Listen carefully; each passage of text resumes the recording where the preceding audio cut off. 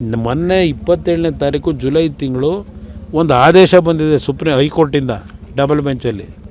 ಇಲ್ಲಿವರೆಗೆ ಮಾಡಿರ್ತಕ್ಕಂಥದ್ದು ಎಲ್ಲ ಅಕ್ರಮ. ಇದು ಕರ್ನಾಟಕ ರಾಜ್ಯದ ಇತಿಹಾಸದಲ್ಲಿ ಇಂಥ ಒಂದು ಕೆಟ್ಟ ಹಗರಣ ನೋಡ್ಲಿಕ್ಕೆ ಸಾಧ್ಯ ಇಲ್ಲ. ಇದರ ಮೇಲೆ ಸರ್ಕಾರ ತಕ್ಷಣ ಕ್ರಮ ತೆಗೆದುಕೋಬೇಕು. ಟೋಲ್ನ ವಸೂಲಿ ಮಾಡ್ತಿರೋದು ನಿಲ್ಲಿಸಬೇಕು. ಇನ್ನೂ ಏನು ಮಾಡ್ತಿದೆ ಸರ್ಕಾರ ಅಂತೇಳಿ ತೀರ್ಪು ಕೊಟ್ಟಿರೋದಲ್ಲಿ ಇಬ್ಬರು ಮಹಾನುಭಾವರು ಪಾಪ ನೆನ್ನೆ ಹೇಳಿಕೆ ಕೊಟ್ಟಿದ್ದಾರೆ. ಸ್ವಲ್ಪ ತಿಳ್ಕೊಳ್ಳೋಕೆ ಹೇಳಿ ಗೊತ್ತಿಲ್ಲದೆ ಇದ್ದರೆ.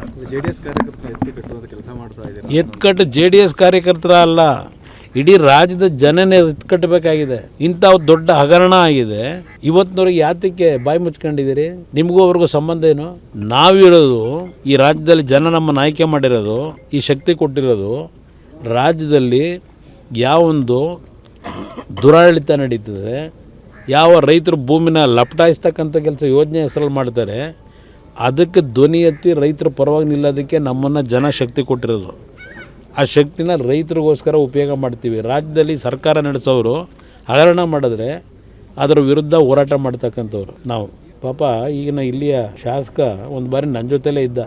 ಆ ಟೈಮಲ್ಲಿ ಅವರಿಬ್ಬರು ಪಟಾಲಂಗಳು ಕಾಂಟ್ರಾಕ್ಟರ್ಸ್ನಲ್ಲಿ 500-600 ಕೋಟಿ ಕೆಲಸ ಮಾಡಿದ ದುಡ್ಡು ಹೊಡೆದಿದ್ದಾರಲ್ಲ. ಅಯ್ಯೋಯ್ಯೋ ಅಣ್ಣ ಎತ್ತಬೇಡ ಅಣ್ಣ ವಿಷಯ ಅಣ್ಣ ಅಂತ ಬಂದು ಕಾರ್ ಹಿಡ್ಕೊಳಕ್ಕೆ ಬಂದಿದ್ದಲ್ಲ, ಅದು ನೆನೆಸ್ಕೋಬೇಕು. ಇವರೆಲ್ಲ ಯಾಕೆ ಬಂದವ್ರೆ ಅಂತೇಳಿ ಇವರಿಂದ ನಾನು ಕಲಿಬೇಕಾ? ಇವತ್ತು ಮಾತಾಡಬೇಕಾದ್ರೆ ಯಾವ ಕಾರಣಕ್ಕೋಸ್ಕರವಾಗಿ ಆ ನೈಸ್ ಯೋಜನೆ ವಿರುದ್ಧ ಧ್ವನಿ ಎತ್ತಿದ್ದೀವಿ. ಕೋರ್ಟ್ ಆದೇಶ ಏನು ಕೊಟ್ಟಿದೆ. ಹಿಂದೆ ಎಲ್ಲ ಈ ರಾಜ್ಯದಲ್ಲಿದ್ದಂಥ ಅಧಿಕಾರಿಗಳು, ಇವತ್ತಿನ ಮುಖ್ಯಮಂತ್ರಿ ಇವರೆಲ್ಲ ಸೇರಿ ಆ ಕಂಪ್ನಿಗೆ ರೆಡ್ ಕಾರ್ಪೆಟ್ ಹಾಕಿ ಯಾವ್ಯಾವ ರೀತಿ ಆ ಕಂಪ್ನಿ ಜೊತೆ ಶಾಮೀಲಾಗಿ ರೈತರನ್ನ ಬೀದಿಗೆ ತಂದಿಟ್ಟರು. 20 ವರ್ಷದಿಂದ ಭೂಮಿ ದುಡ್ಡು ಕೊಟ್ಟಿಲ್ಲ.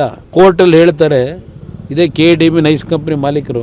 ಈ KDB ಆ್ಯಕ್ಟ್ ಇರೋದೇ ಏನು ನಾವು ಭೂಮಿನ ಅಕ್ವೈರ್ ಮಾಡಿದ ತಕ್ಷಣ ದುಡ್ಡು ಕೊಡಬೇಕು ಅಂತ ಇಲ್ಲ.